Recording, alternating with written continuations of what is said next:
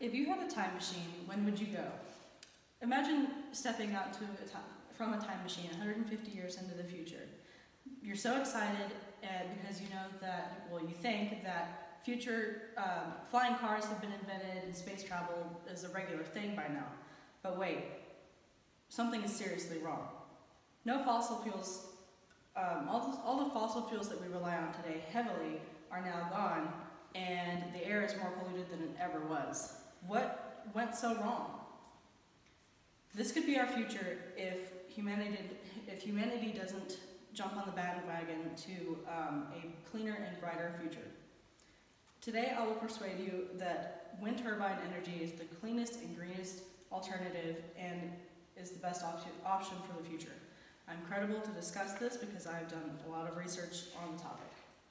Today I will discuss 4 main points. I will discuss how much energy wind turbines produce, the land requirements, the job market for fossil fuels versus wind energy, and the pollution that fossil fuels and wind turbines produce. BP, the British multinational oil and gas company, released a statistical review of world energy back in 2016 that stated that we have an estimated 115 years of coal production left and 50 years of oil and gas production. Wind, however, is a renewable resource and will be blowing around as long as the Earth exists. Wind turbines can come in different sizes and production capacities. The European Wind Energy Association says that a turbine that has a production capacity of 2.5 to 3 megawatts of power can provide 6 million kilowatt hours in 1 year.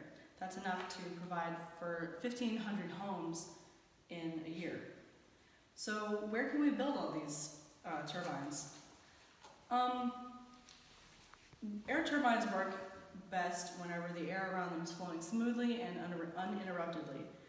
Richard Gohan released an article in 2018 that said turbines should be built about 500 feet away from any obstructions and tall enough to where the bottom of the rotor blades are 30 feet above the obstructions.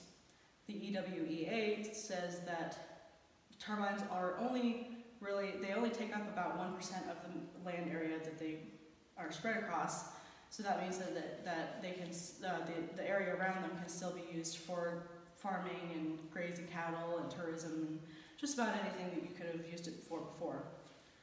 And because turbines are so easily accessible, maintenance workers can easily reach them and perform any maintenance that they need to do.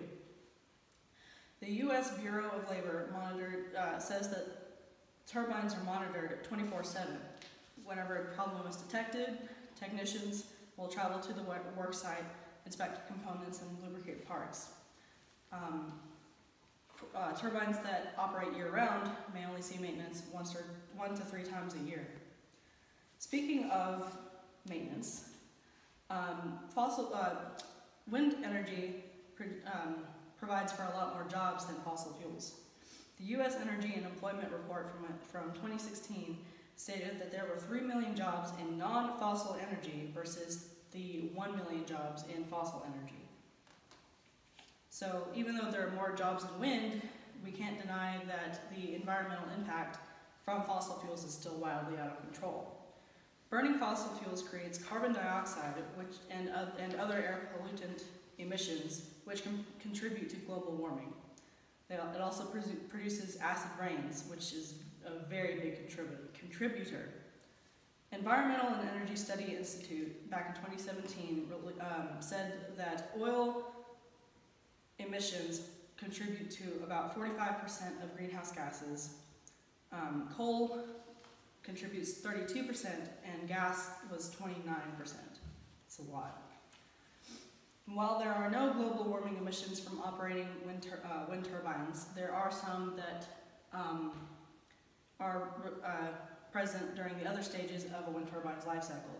That includes material production, on-site construction and assembly, transportation to the work site, maintenance, and dismantling. The National Academy of Sciences said that emissions depend on several factors: wind speed, percent of the time that wind is blowing, and material composition of the wind turbines. Lifetime emissions of wind turbines are only between 0.02 and 0.04 pounds of carbon dioxide equivalent per kilowatt hour. This, this is actually a lot bigger. This is a lot bigger number for natural gas.